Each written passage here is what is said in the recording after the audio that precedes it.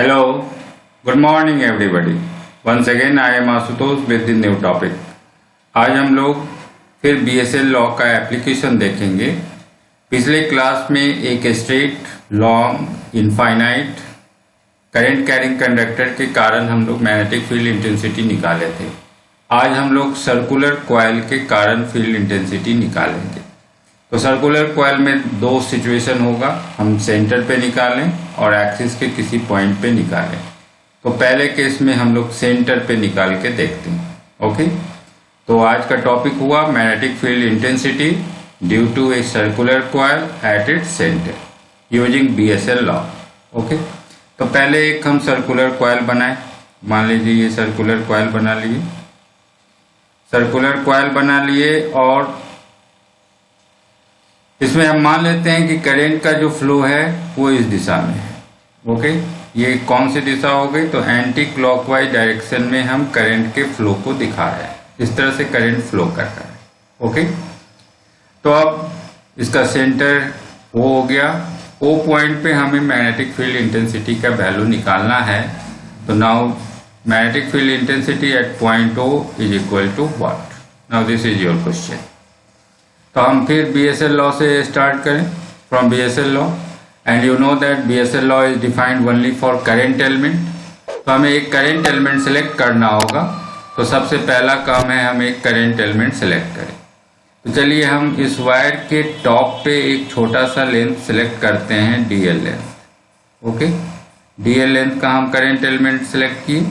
अब जो करंट की दिशा है, करंट इधर फ्लो कर रहा है एंटी क्लॉकवाइज दिशा, तो हम इसमें ये इसकी दिशा हो गई और I से इसमें हम गुना कर लिए, तो IDL। Now this is your current element. ये करंट एलिमेंट हो गया। तो इस एलिमेंट के कारण सेंटर पे कितनी फील्ड इंटेंसिटी है? तो इस पॉइंट को हम सेंटर से मिलाए, ठीक है, और मान लीजिए ये वेक्टर मेरा R वेक्टर आया, यही इसका पोजीशन वेक्टर हो गया। तो करंट एलिमेंट और पोजीशन वेक्टर, इन दोनों के बीच एंगल कितना बन रहा है? तो ये एंगल बन रहा है 90 डिग्री का। ओके, तो इतना सिचुएशन देखने के बाद अब डायरेक्ट आप BSL लॉ यूज कर सकते हैं। तो now BSL law is what? तो छोटे से करंट एलिमेंट के कारण छोटा सा जो फील्ड इंटेंसिटी होगा, that is μ0/4 pi IDL cross R hat divided by R square. तो अब IDL क्रॉस R हैट का वैल्यू निकालें A क्रॉस B के फॉर्मूला पे। तो A क्रॉस B हम लोग जान ही रहे हैं पहले से, A cross B AB sine theta होता है इसका मैग्नीट्यूड। तो हम इसका सिर्फ मैग्नीट्यूड निकाल के देखें, डायरेक्शन की चर्चा बाद में करेंगे। तो A क्रॉस B का मैग्नीट्यूड AB साइन थीटा इस फॉर्मूला पे डालिए। तो IDL का मैग्नीट्यूड IDL लिखा गया, R हैट ये यूनिट वेक्टर है तो इसका मैग्नीट्यूड 1 हो गया, और इन दोनों के बीच का एंगल चूंकि 90 बन रहा है यहाँ, तो साइन 90 आ गया, साइन 91 है, तो सीधे IDL बाय R स्क्वायर आ गया। ये छोटा सा फील्ड इंटेंसिटी आ गया μ0/4 pi IDL by R square. Okay, अब हमें टोटल वायर के कारण फील्ड इंटेंसिटी निकालना है। तो हमें क्या करना होगा? अब हमें इंटीग्रेट कर देना होगा, क्योंकि अभी हम छोटे से हिस्से के कारण मैग्नेटिक फील्ड इंटेंसिटी निकाले हैं। ओके, तो now the total field intensity B will be evaluated by simply integrating dV। हम इस dV को इंटीग्रेट कर रहे हैं। ओके, तो अब इसका वैल्यू डाल दीजिए। तो वैल्यू आया है μ0/4 pi IDL by R square, μ0/4 pi IDL by R square. अब जो कांस्टेंट टर्म है वो बाहर कर लें। तो μ0/4 पाई भी कांस्टेंट है, बाहर आ गया। करंट I भी कांस्टेंट है and divided by R square, ये रेडियस है तो ये भी कांस्टेंट है, बाहर आ गया। तो आपके पास बच गया सिंपली DL। ठीक है, तो अब देखिए DL को आप इंटीग्रेट करेंगे तो क्या मिलेगा? तो एक बार हम फिर से देखें फिगर में आप DL जो लेंथ चुने हैं इसको इंटीग्रेट करेंगे तो क्या होगा?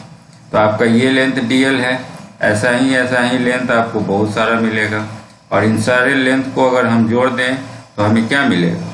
हमें इस सर्कुलर कॉइल का आपको सरकमफ्रेंस मिल जाएगा। तो इसका वैल्यू 2 पाई R, मतलब अगर हम DL को इंटीग्रेट करें तो हमें सिंपली 2 पाई R मिल जाएगा। ओके, तो हम सीधे वहाँ इंटीग्रेशन डीएल के जगह पे 2 पाई आर डाल दें तो हमें फाइनल रिजल्ट मिल जाएगा। तो देखिए अब हम डीएल के जगह इंटीग्रेशन डीएल के जगह 2 पाई आर डाल दिए तो mu 0/4 pi I by r square पहले से था और 2 पाई आर बाद में आया। अब इस आर से इस आर स्क्वायर को कट कर दिए तो एक आर नीचे आपको बच गया। तो अब फाइनल रिजल्ट आ गया mu 0/4 pi 2 pi I divided by r. Okay, 2 pi I divided by r. हम चाहें तो 2 से इसको काट सकते हैं, 2 पाई से 4 पाई, तो यहाँ म्यू 0I/2r रिजल्ट आ जाएगा। ठीक है, लेकिन हम प्रेफर करेंगे इसी रिजल्ट को याद रखें क्योंकि म्यू 0/4 पाई फिर कांस्टेंट का वैल्यू आपको डालना आसान हो जाएगा। तो देखिए स्ट्रेट वायर के कारण आया था म्यू 0/4 पाई 2I/r, एक स्ट्रेट वायर के कारण, और सर्कुलर कॉइल के कारण अगर हम सेंटर पे निकालते हैं तो रिजल्ट आ रहा है म्यू 0/4 पाई 2 पाई I/r। ओके, तो सर्कुलर कॉइल में सिर्फ ये टर्म पाई टर्म आपका ऐड हो जा रहा है, इस बात को हम लोग ध्यान में रखेंगे। ठीक है, अब इसके डायरेक्शन पे भी आप सोच सकते हैं कि डायरेक्शन की दिशा किधर होगी।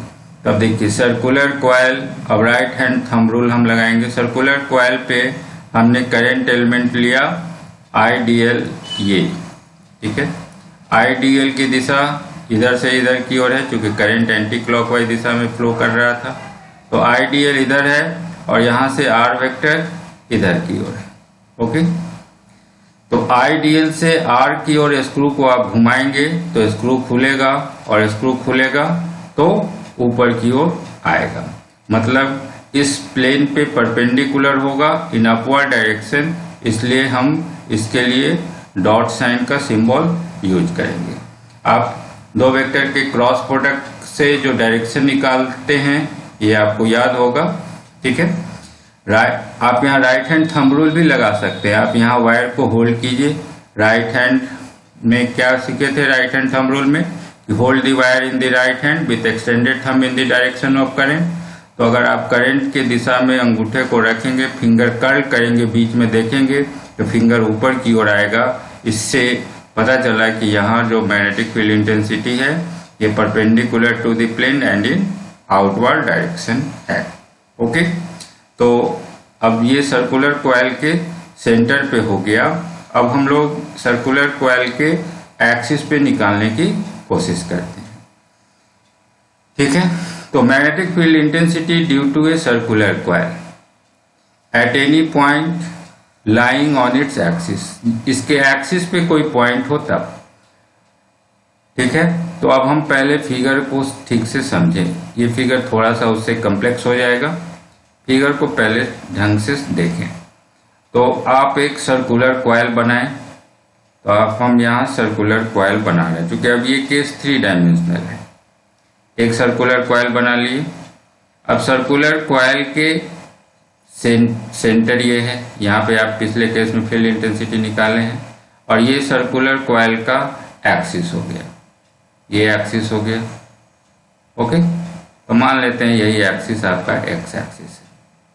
तो अब सेंटर से हम x दूरी आगे बढ़ते हैं, सेंटर से x दूरी आगे बढ़ते हैं और आगे बढ़ने पे आपको पॉइंट मिलता है P, और आप इस P पॉइंट पे मैग्नेटिक फील्ड इंटेंसिटी का वैल्यू निकालना चाहते हैं। Means BP is equal to what, magnetic field intensity at point P will be equal to what. अब इस सर्कुलर कॉइल का हम रेडियस R मान लेते हैं, जैसा पहले भी माने थे। ये रेडियस R है और फिर इसमें करंट की दिशा हम लोग फिर एंटी क्लॉकवाइज दिशा मान ले रहे हैं कि ये मेरे करंट की दिशा है I। ओके, यहाँ तक समझ गए। अब हमें फिर BSL लॉ यूज करना है। तो BSL लॉ यूज करने के लिए क्या करना होगा, तो हमें पता है कि BSL law is valid only for current element. तो सबसे पहला काम है एक करंट एलिमेंट का सिलेक्शन करना और उस छोटे से एलिमेंट के कारण फील्ड इंटेंसिटी निकालना। तो हम क्या करें कि इस सर्कुलर कॉइल के टॉप पे एक करंट एलिमेंट सेलेक्ट करें। इसके टॉप पे हम DL लेंथ का एक करंट एलिमेंट सेलेक्ट करते हैं, ये DL लेंथ है, और करंट की दिशा चूंकि एंटी क्लॉकवाइज दिशा है तो इसी दिशा में ये करंट फ्लो कर रहा है, तो ये हो गया IDL की दिशा। अब IDL इस टॉप से हमें इस पॉइंट को मिलाना होगा, ठीक है। तो हम ये इस पॉइंट P का पोजीशन वेक्टर हो गया, इसको R वेक्टर लिख दिए। तो IDL और R के बीच का एंगल देखेंगे तो ये एंगल आपको यहाँ पे बनेगा 90 डिग्री का, ठीक है। सर्कुलर कॉइल के टॉप से आप इसको मिलाइए तो आपको एंगल बनेगा यहाँ 90 डिग्री। तो अब हम BSL लॉ को यूज कर सकते हैं। तो BSL लॉ को याद कीजिए। BSL लॉ क्या था, तो छोटे से करंट एलिमेंट के कारण जो छोटा सा फील्ड इंटेंसिटी होता था वो dV का value μ0/4π IDL cross R hat और डिवाइडेड बाय R² होता था। तो IDL क्रॉस R हैट निकालेंगे फिर A क्रॉस B के फॉर्मूला पे, तो R हैट का वैल्यू है 1 और इन दोनों के बीच का एंगल है 90 और sin 90 है 1, तो ये सिंपली IDL बन जाएगा। और ये जो R है तो वो आप देखे हैं, उसका वैल्यू हम देखें फिर से एक बार फिगर में कि IDL R का वैल्यू क्या होगा। तो देखिए सेंटर से आप जो दूरी ले रहे हैं वो दूरी है x, ये डिस्टेंस है x, और सर्किल का सर्कुलर कॉइल का जो रेडियस है r, तो ये r जो ये r वेक्टर हम ले रहे हैं इसका मैग्नीट्यूड कितना हो जाएगा, इसका मैग्नीट्यूड हो जाएगा √x² प्लस r², और उसका स्क्वायर करेंगे तो स्क्वायर रूट हट जाएगा, तो बच जाएगा आपके पास x² प्लस r²। ओके, तो अब हम फिर से अपने जगह पे आए तो नीचे आ गया x² प्लस r² और ऊपर आ गया IDL। अब ये जो है सिचुएशन, इससे आपका dV का वैल्यू आ गया μ0/4π IDL divided by x² plus r²। ये छोटे से करंट एलिमेंट के कारण आ गया। अब हमें पूरे वायर के कारण निकालना है तो क्या करना होगा, तो इस तरह जो भी छोटा छोटा फील्ड बन रहा है उसको हमको इंटीग्रेट करना होगा, जोड़ना पड़ेगा। तो अब यहाँ वेक्टर इंटीग्रेशन है, आपको सबकी दिशा को भी जोड़ना है, क्योंकि मैग्नेटिक फील्ड इंटेंसिटी एक वेक्टर क्वांटिटी है तो आपको वेक्टोरिकली जोड़ना होगा। तो हम पहले डायरेक्शन देखें, तो फिर से फिगर पे वापस आए और फिगर पे देखें कि क्या डायरेक्शन हो सकता है, ठीक है। तो अब देखिए IDL इधर है और R हैट इधर है, हमको इन दोनों का क्रॉस प्रोडक्ट निकालना है।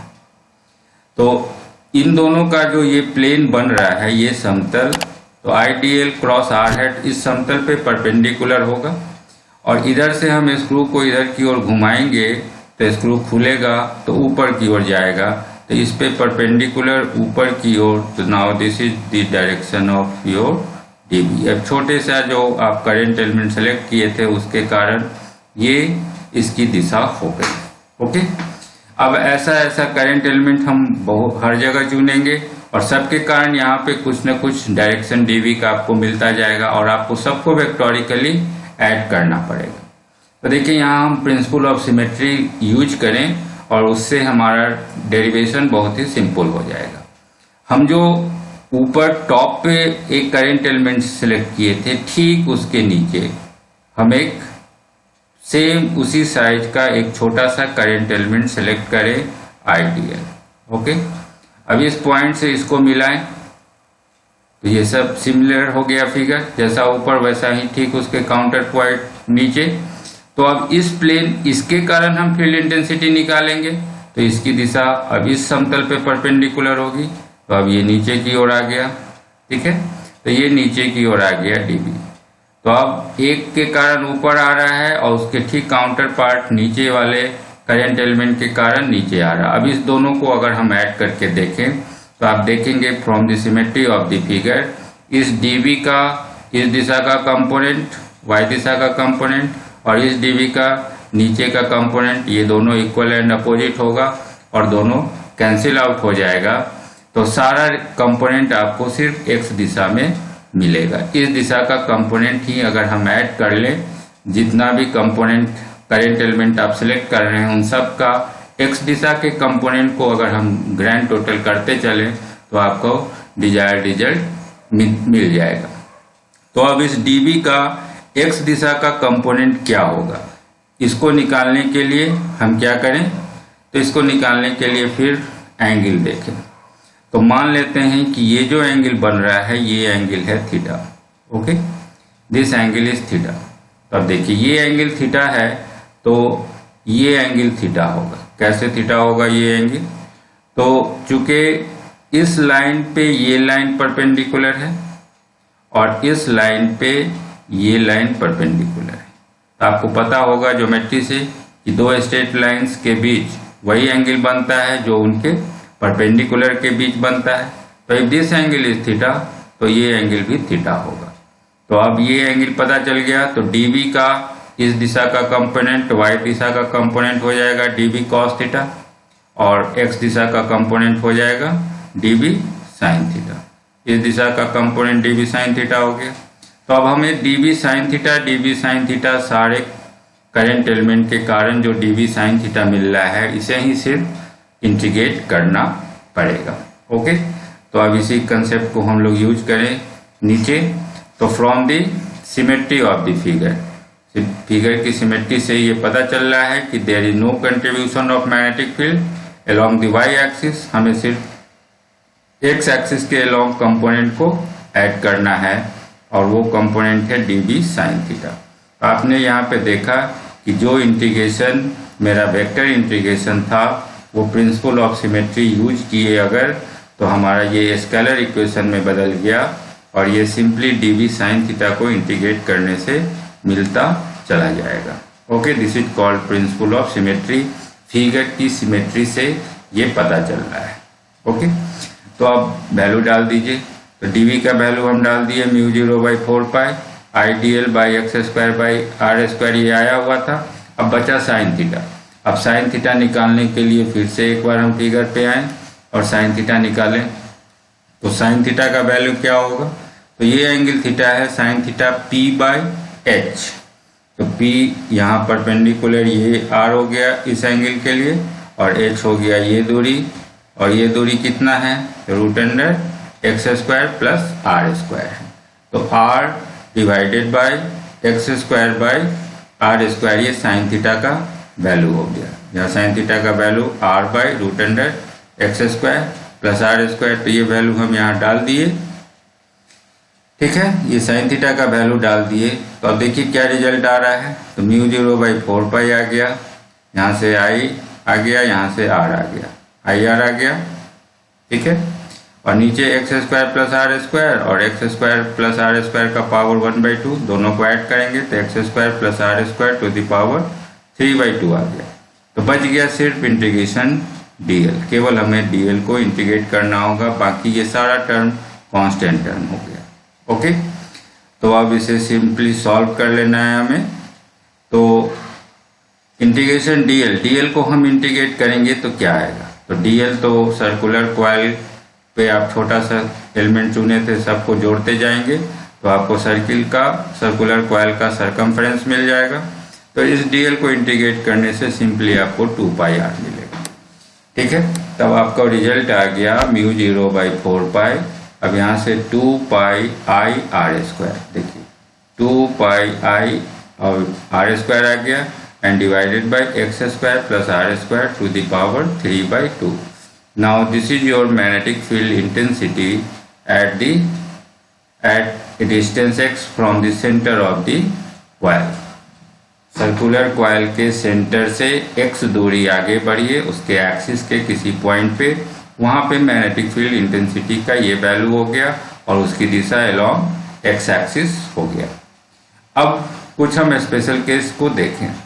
अगर हम इस रिजल्ट में सबसे पहला स्पेशल केस देखते हैं कि अगर x का वैल्यू हम लोग 0 ले लें।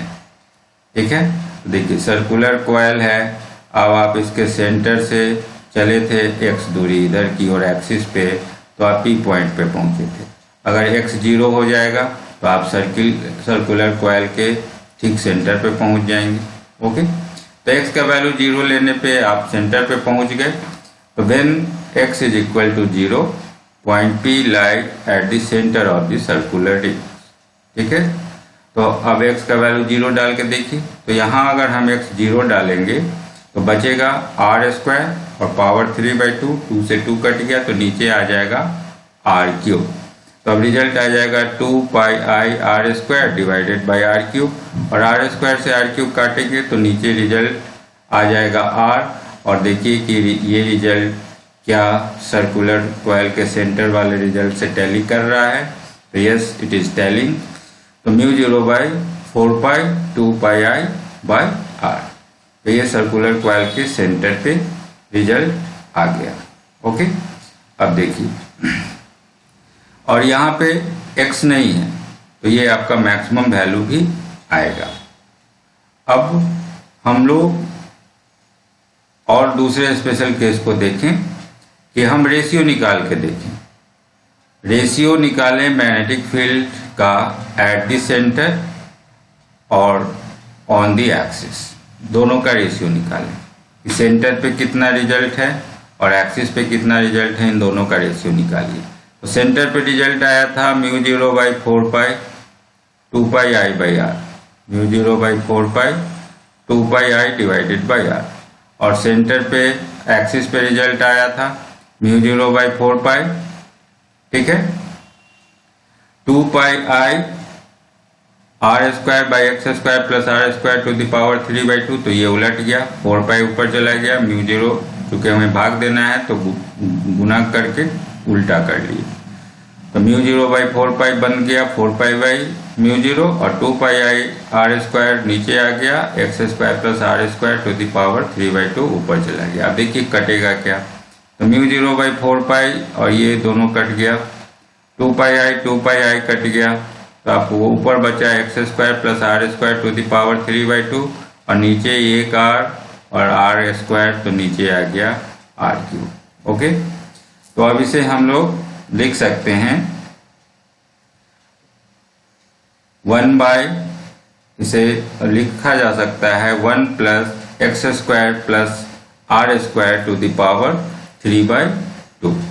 1 प्लस, इस रिजल्ट को ध्यान रखेंगे, ये result 1 plus x square divided by r square to the power 3/2। Okay, चलिए, तो अब हमें इन दोनों का रेशियो मिल चुका है। अब आगे बढ़ते हैं। अब देखते हैं कि अगर x का वैल्यू बहुत ही ज्यादा हो तब क्या होगा।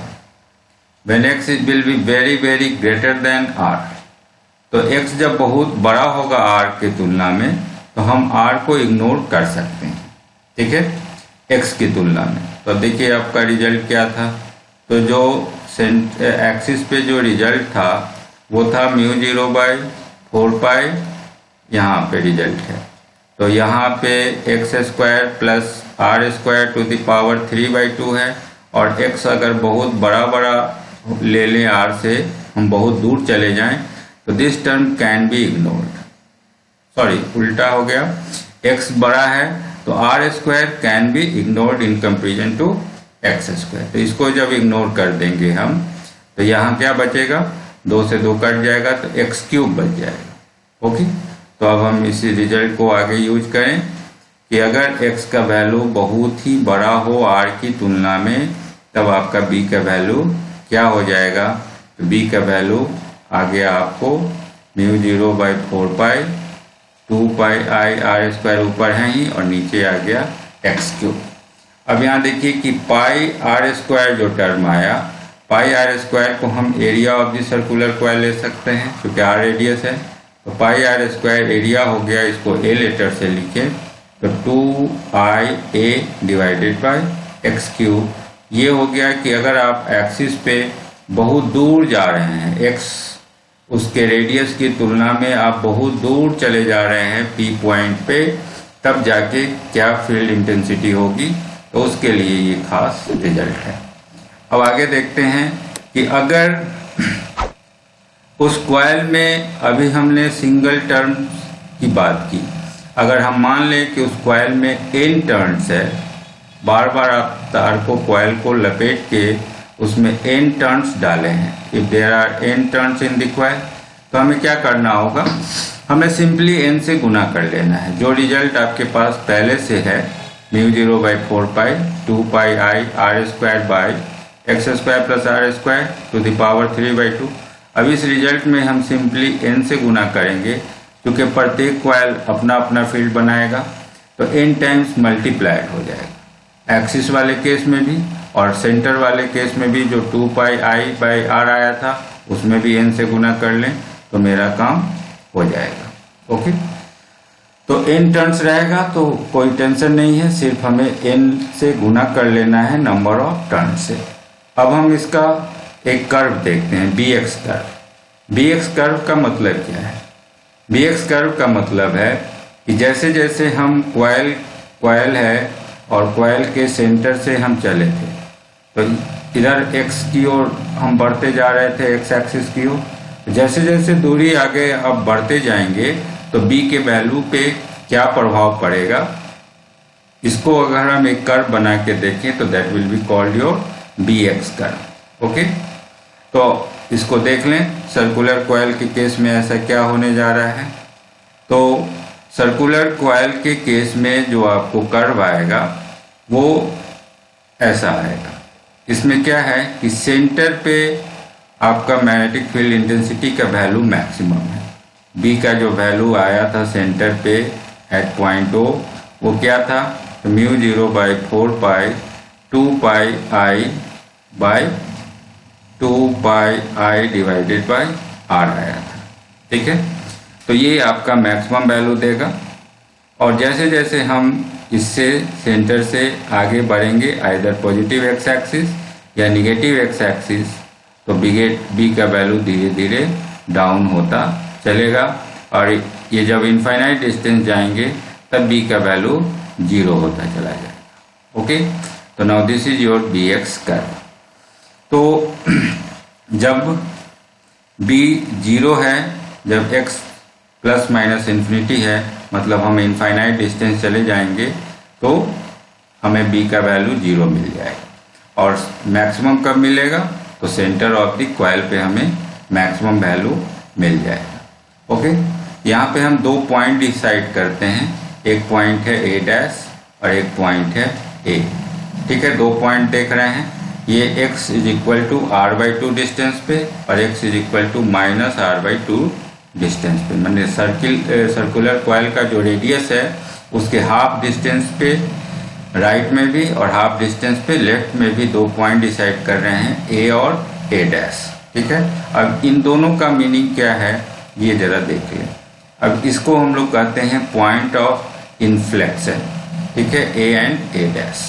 Point of inflection also known as point of change of curvature या पॉइंट्स ऑफ जीरो कर्वेचर, 3 नाम से याद रखेंगे।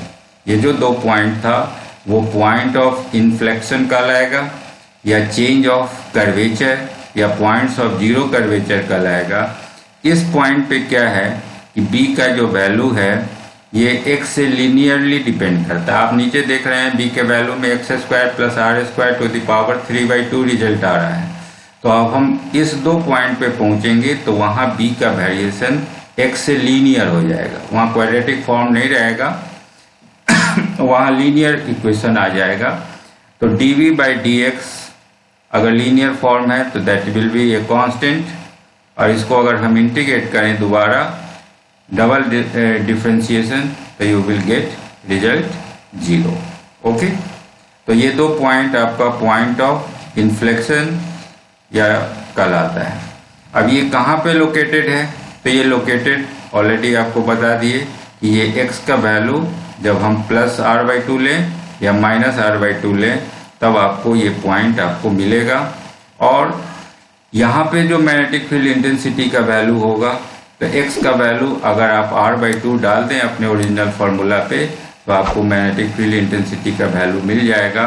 और ये आपको रिजल्ट सॉल्व करेंगे तो आएगा 4/5 μ0 ni डिवाइडेड बाय √5r।